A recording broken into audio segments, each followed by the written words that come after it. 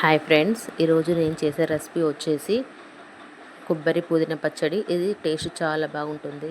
ఇది చపాతీలోకైనా రైస్లోకైనా చాలా బాగుంటుంది. ఒకసారి ట్రై చేయండి.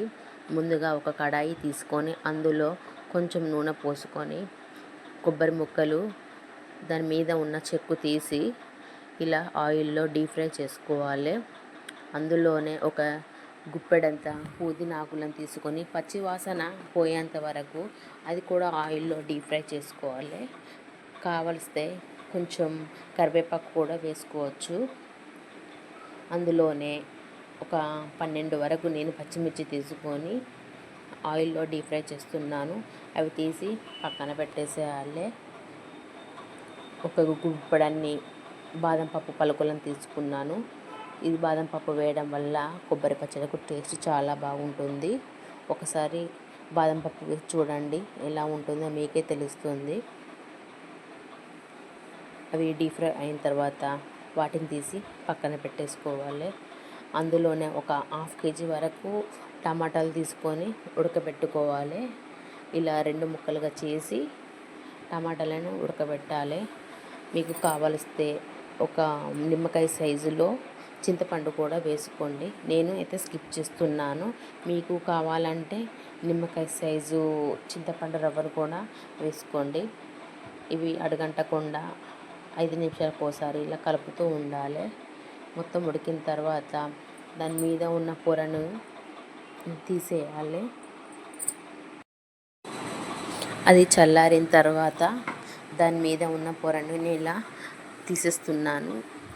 కావలిస్తే మీరు అలాగే కూడా మిక్సీ పట్టుకోవచ్చు. నేనైతే తీస్తున్నాను. ఇలా ఒక్కొక్కటిగా చల్లారిన తర్వాత తీస్తున్నాను. ఇలా మొత్తం తీసిన తర్వాత అందులోనే పచ్చిమిర్చి, పుదీనా, బాదం పప్పు, వెల్లుల్లి రవ్వలు, జీలకర్ర, ఉప్పు, లవంగాలు, ఇలాచి, చెక్క వీటన్నిటిని మిక్సీలో రుబ్బుకోవాలి. లవంగాలు, ఇలాచి, చెక్క వేయడం వల్ల టేస్ట్ కొంచెం బాగుంటుందని నేను వేస్తున్నాను. మీరు కూడా ఒకసారి ట్రై చేయండి.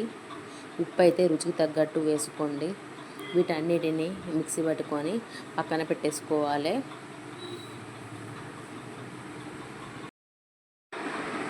ముందుగా నేను కొబ్బరిని మిక్సీ పడుతున్నాను. కొబ్బరి తొందర మెతకది కాబట్టి కొబ్బరిని మిక్సీ వేసిన తర్వాత అందులోనే టమాటా, పచ్చిమిర్చి వీటన్నిటిని కూడా మిక్సీ వేస్తున్నాను. ఈ మిక్సీ పట్టి పక్కన పెట్టేసిన తర్వాత ఒక కడాయిలో ఆయిల్ తీసుకొని తాలింపు కోసము కొంచెం ఆయిల్ పోసి ఆవాలు, జీలకర్ర, 2 ఎండుమిర్చి, కరివేపాకు, రుచికి తగ్గట్టు కొంచెం పసుపు వేసి పక్కన పెట్టాలి. మొత్తం చల్లారిన తర్వాత మనం మిక్సీ పట్టుకున్న కొబ్బరి పచ్చడిని కూడా అందులో వేసి కలుపుకోవాలి. ఇది రైస్లోకైనా చపాతీలోకైనా చాలా బాగుంటుంది.